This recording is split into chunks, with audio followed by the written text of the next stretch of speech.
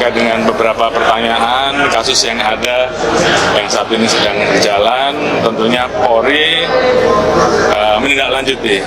Beberapa waktu yang lalu ada laporan di Barreskrim terkait dengan proses perjalanan yang di Jawa Barat, dan saat ini pendalaman sedang kita lakukan. Propam kita turunkan, Irwasum kita turunkan untuk melakukan pendalaman terkait dengan peristiwa yang ada. Pak, soal skenario tuduhan adik Dede, Pak. Yang cabut perkara itu katanya diarahkan sama Pak Rudiana. Yang mana nih? Skenario tuduhan Dede, Pak. Dede itu tidak benar ya.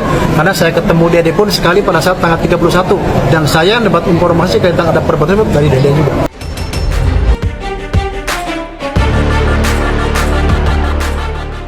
Satu persatu kebohongan yang keluar dari mulut Ibtu Rudiana dalam kasus kematian Eki dan Vina Cirebon pada 2016 silam mulai terkuak. Kebohongan Rudiana itu diungkap oleh penasihat ahli Kapolri Komjen Pol Arianto Sutadi hingga pengacara Peggy Setiawan yakni Tony RM.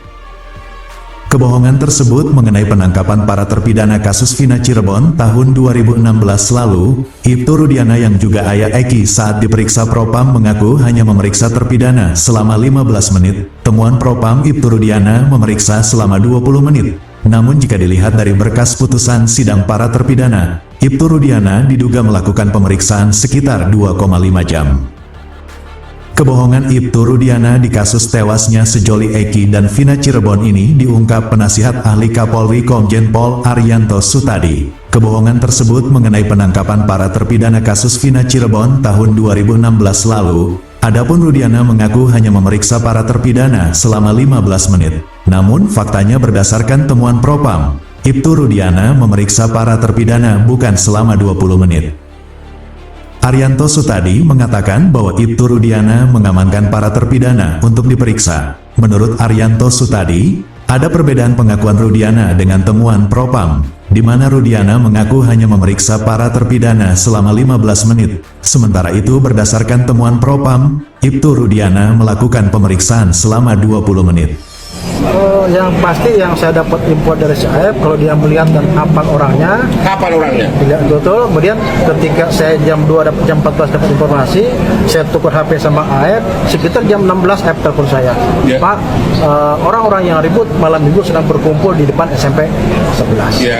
Dan datanglah kami ke sana. Kemudian dengan baik-baik Bang, mau ngajak mereka untuk ikut sama kami ke kantor. Setelah di kantor, 15 menit kemudian mereka mengakuin kalau mereka yang melakukannya. Sehingga dasar tersebut yang menjadi dasar kami untuk menyerahkan ke SPJ. Bagaimana orang baru ditanya langsung mengaku? Tentunya ada upaya-upaya kami untuk apa benar disiksa, Pak? Tidak ada, Pak. Karena pada saat katanya disiksa, pada saat digoreng atau apa? Saya nyerahkan ke Reskrim, posisi masih itu dan kami foto, Bang. Ada dokumentasi.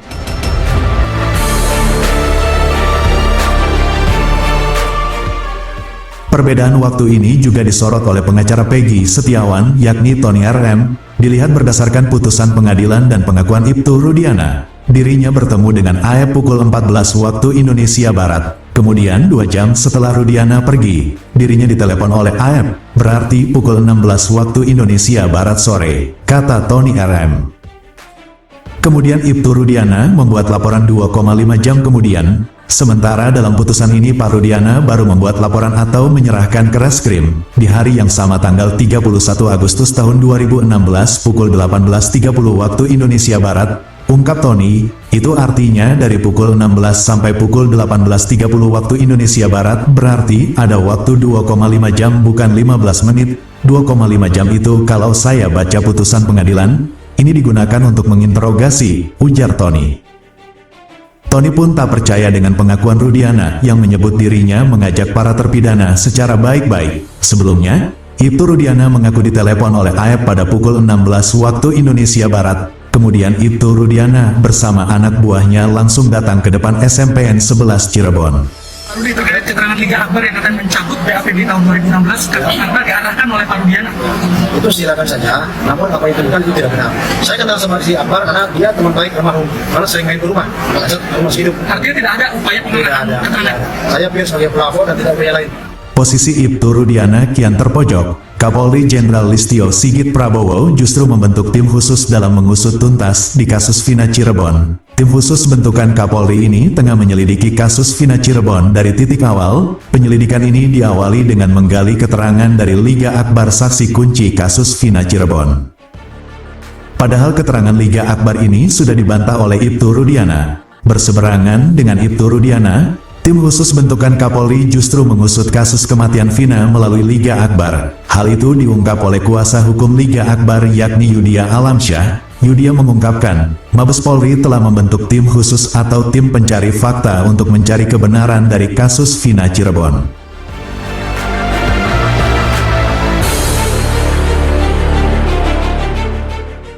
Ia bahkan diminta untuk berkomunikasi terkait pengungkapan kasus kematian Vina dan Eki dari awal. Bahkan penyidikan ini dimulai dari Liga Akbar yang telah mencabut keterangannya di tahun 2016. Selama hampir 1 bulan ini, tim khusus tersebut telah menggali keterangan dari Liga Akbar. Bahkan saksi-saksi yang menguatkan keterangan Liga Akbar juga turut diperiksa oleh Mabes Polri.